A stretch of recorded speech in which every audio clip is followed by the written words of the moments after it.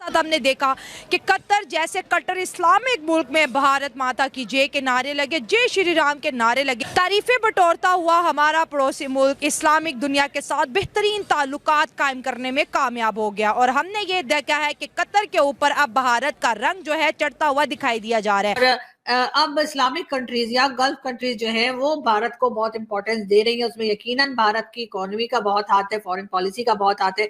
और जैसे मैं हमेशा ही कहती हूँ, पाकिस्तान को भी कुछ सीखने की जरूरत है, पाकिस्तान को भी आगे बढ़ना चाहिए और ये चीजें जरूर सीखनी चाहिए। भारत माता की जय के, जय श्री राम के कतर में नारे बुलंद किए गए हैं। वहाँ पे बहुत सारी डेवलपमेंट्स हो रही हैं। इंडिया को बल्ले बल्ले है वही इस वक्त इंडो अब हमें इस खिते में जाना चाहिए, वहाँ पे एंगेजमेंट बढ़ानी चाहिए। कि भारत ने 78 बिलियन डॉलर्स की डील की है कतर के साथ।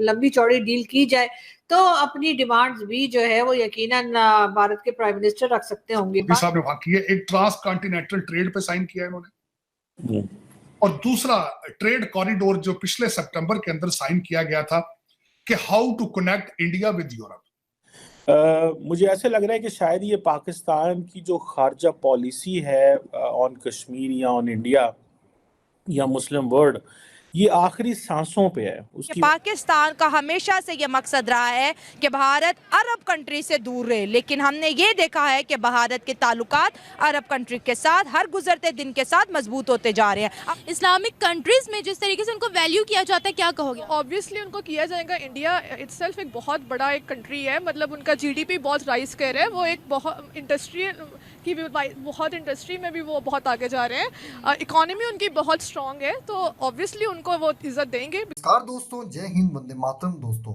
स्वागत है आप सभी का मेरे channel India Pakistan news update में। दोस्तों आ गया हूँ एक और नए वीडियो के साथ। तो दोस्तों जैसा कि अभी भी आपने सुना होगा, कतर ने दोस्तों 8 पूर्व भारतीय नौसैनिकों को रिहाई कर दिया।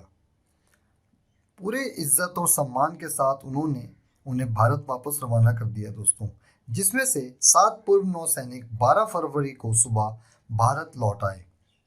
भारत लौटते ही उन्होंने दोस्तों एयरपोर्ट पर जय श्री राम और भारत माता की जय हो जैसे नारे लगाए।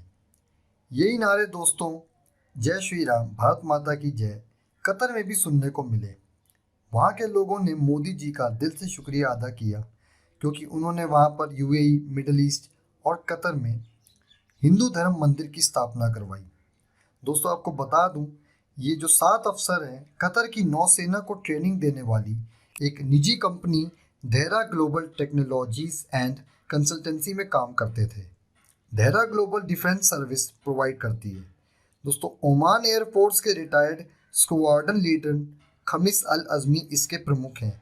उन्हें भी इन 8 भारतीय नागरिकों के साथ गिरफ्तार किया गया था दोस्तों, लेकिन नवंबर में उन्हें छोड़ दिया गया।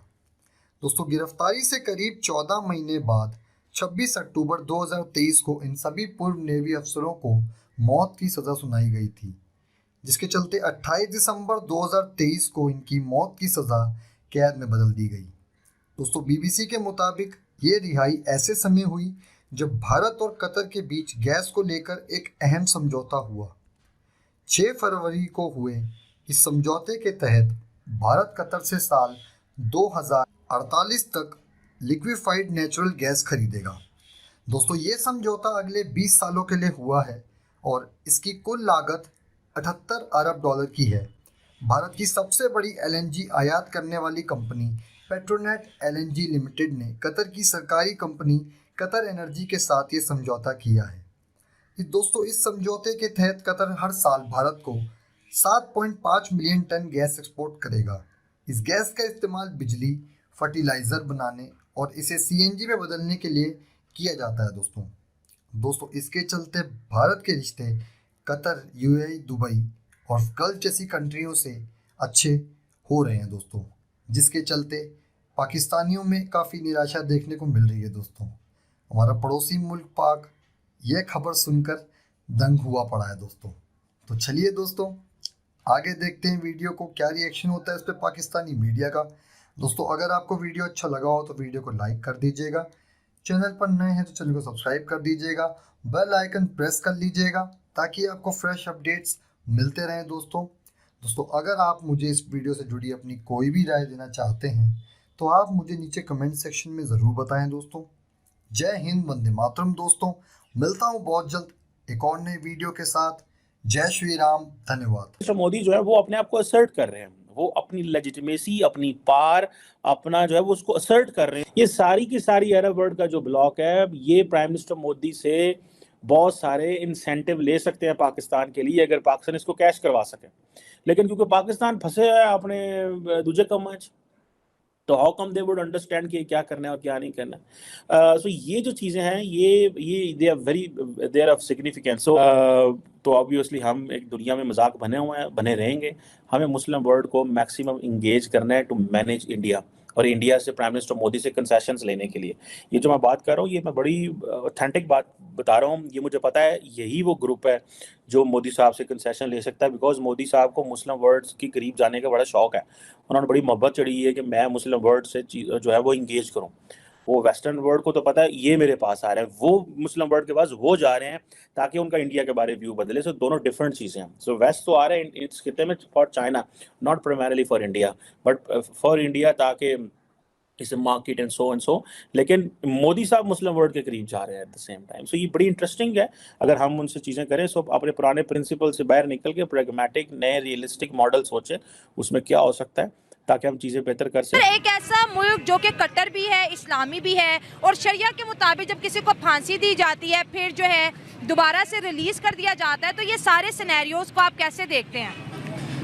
देखें, कोई भी कंट्री है ना, वो ओवरऑल यही चाहता है कि मेरे जो डिप्लोमेटिक रिलेशंस है ना, अदरवाइज़ जो मुस्लिम्स कंट्रीज़ हैं या कोई भी कंट्री हो जाए, वो चाहे क्रिश्चियनिटी है, वो कहते हैं कि डिप्लोमेटिक रिलेशंस को ठीक रखो। ठीक हो गया। और अगर वो उधर गए हैं कतर में, तो ये ऑर्थोडॉक्स थे कतर वाले और सऊदी अरेबिया वाले भी, चाहे उन्होंने शायद कोई उनसे मुतालबा भी होगा मोदी साहब का, अगर वो उधर गए हैं तो डील्स वगैरह। थैंक्स कहने गए हैं, थैंक्स कहने गए कि आपने 8 हमारे नेवी अफसरान जिनको जासूसी के जुर्म में वहाँ पर फांसी की सज़ा सुना दी थी, कतर ने उन्हें इसी हफ्ते में रिलीज़ किया, तो उनका थैंक्स कहने गए हैं। ये इंटरनेशनल प्रेशर भी होगा, क्योंकि उन्होंने अगर रिलीज़ किया ना कतर ने, तो आपको पता है ये इंडिया का इंक्लिनेशन है, और ये OIC का जो है एक वो बना हुआ है इस्लामिक कंट्रीज़ का, 56 कंट्रीज़ हैं ऑलमोस्ट जो इस्लामिक हैं, 57 के करीब है। हाँ जी। तो ये इनका स्टांस यही होना चाहिए कि ये जो एंटी मुस्लिम्स हैं ये लोग, इनसे जो है वो अवॉइड करें। और अगर ये इन्होंने उनके जो स्पाइज़ हैं उनको पकड़ा है और रिलीज़ किया कतर ने, तो मेरे ख्याल में ये अच्छा इनिशिएटिव नहीं है। अच्छा इनिशिएटिव, वो तो अपनी दोस्ती बढ़ा रहे हैं ना, क्योंकि शायद हो सकता है कि कोई गलत फहमी हो जिसको बाद में जो है डिप्लोमेटिक तरीके से जो है उसको सॉर्ट आउट कर दिया गया हो। लेकिन हम देखते हैं कि अब जो इस्लामिक कंट्रीज़ हैं या जो सेकुलर कंट्रीज़ हैं या नॉन इस्लामिक कंट्रीज़ हैं, सर सब अपनी इकोनॉमी पे फोकस कर रहे हैं। एंड पाकिस्तान आज भी जो है कि हम मुस्लिम उम्मा के साथ जुड़ेंगे, वो मुस्लिम उम्मा की तो डायरेक्शंस अब चेंज हो गई हैं। देखें, पाकिस्तान के अंदर जब तक ये पॉलिटिकल इंस्टेबिलिटी रहेगी ना, आपकी जो इकोनॉमी है ये बूस्ट नहीं कर सकती। मोदी साहब जो हैं उनको he can take a decision, he can act, उनके पास पावर है, उनके पास रिसोर्सेज हैं, और मेरा ख्याल है मोदी साहब बड़े लीडर बन सकते हैं इस वक्त अगर वो पाकिस्तान को साथ इंगेज कर लेंगे। और वो इस तरह के अगर पाकिस्तान को साथ इंगेज करेंगे तो जितने मल्टीलैटरल फोरम्स हैं उस पर हम हो सकता है इंडिया के साथ खड़े हों और इंडिया की डिप्लोमेसी हमारे साथ काम करें। हम इंडिया की बहुत सारी चीज़ें जो हैं वो माने, for example when India talks about global south, तो हम भी ग्लोबल साउथ की बात करेंगे। जब इंडिया कहेगा जी कि जी ग्लोबल जो फाइनेंशियल स्ट्रक्चर है आउटडेटेड हो चुका हुआ, तो हम भी यही बात कर रहे हैं। तो इंडिया को हमें साथ अगर हम मिल जाते हैं तो देन इंडिया की आवाज़ भी डबल हो जाती है।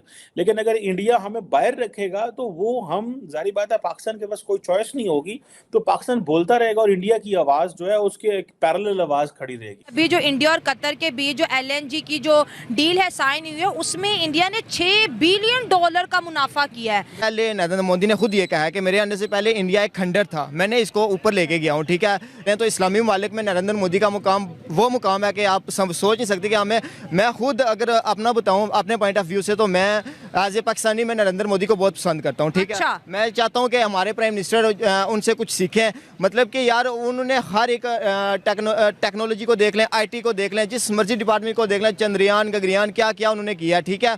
हमसे माशाल्लाह वो काफ़ी स्ट्रॉन्ग पोजीशन पे है, पाकिस्तान से वो काफ़ी स्ट्रॉन्ग पोजीशन पे है, लेकिन उन्होंने मुसलमान नरेंद्र मोदी को बहुत ज़्यादा पसंद करते हैं और एज ए प्राइम मुसलमान करते हैं बहुत ज़्यादा करते हैं। मैं खुद कह रहा हूँ, मैं नरेंद्र मोदी को, मैं उनकी जो स्ट्रगल है मैं उसको देख के बहुत ज़्यादा पसंद करता हूँ। एक चीज करनी पड़ी सऊदियों से, हमें जो है वो माफ़ी तलाफ़ी, प्रॉपर माफ़ी तलाफ़ी हमें सऊदी से करनी पड़ी।